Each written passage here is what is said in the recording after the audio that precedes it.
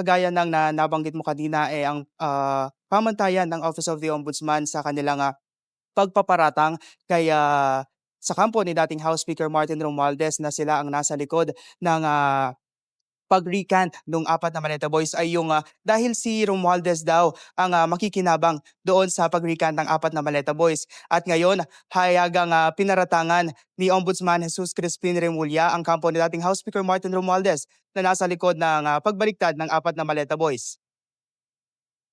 Matatandaang ginamit ng Ombudsman ang testimonya ng 8 sa 18 Maleta Boys para palakasin ang nilulutong kaso laban kay Romualdez kaugnay sa flood control scandal.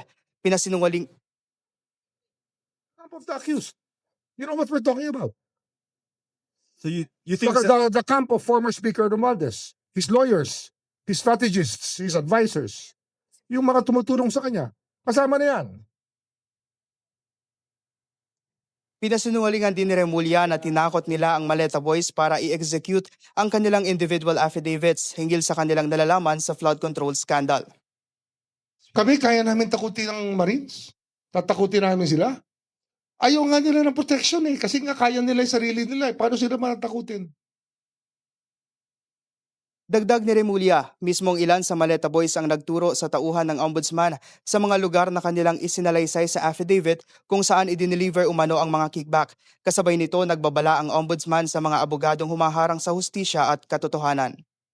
If they think that it's the same thing over and over again, that they can just play hardball with us while violating their code of ethics, then watch out. We will not let it pass. Hindi namin palalampasin to. If they really want to fight it out that way, dirty, then we will just go to the Supreme Court. Ayon kay Remulla, posibleng ituring na kapwa-akusado ni Romualdez ang mga bumaligtad na Maleta Boys. Hindi naman daw apektado ang nilulutong kaso laban kay Romualdez, pero malinaw anya na may nagtrabaho para harangin ang hustisya. Samantala, Corina, sinabi ng abogado ng apat na Maleta Boys o ng ibang Maleta Boys na si Attorney Levy Baligod na matagal nang sinusuhulan ang kanyang mga kliyente para baliktarin ang kanilang mga testimonya.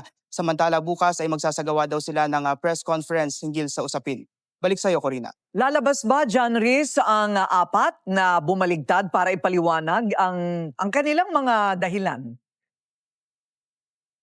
Corina, sa ngayon wala pa tayong impormasyon hinggil sa kung posible bang lumabas yung apat na Maleta Boys para ipaliwanag kung bakit sila nag-recant. Pero ayon sa affidavit na kanilang ipinasa o yung kanilang recantation na ipinasa, binabawi nila yung kanilang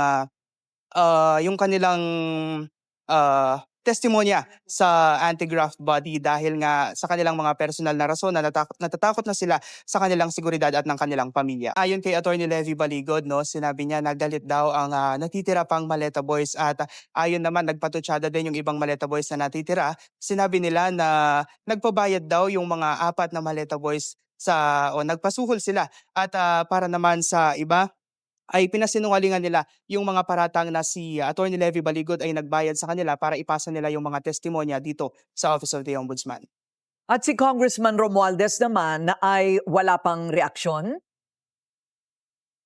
Corina, meron ng reaksyon si dating House Speaker Martin Romualdez. Itinanggi niya yung mga paratang o yung pag-aakusa ni Ombudsman Jesus Crispin Remulla. Anya, ang pahayag ni Remulla ay malinaw na pagpapakita ng pagkiling ng Ombudsman sa laban sa kanya. At malinaw daw na ang recantation ng apat na Maleta Boys ay mali o nagpapakita na mali o gawa-gawa lamang yung mga ibinabatong paratang laban sa kanya. At sinabi niya, handa siya na harapin yung mga kaso laban sa kanya gamit ang mga facts at evidences.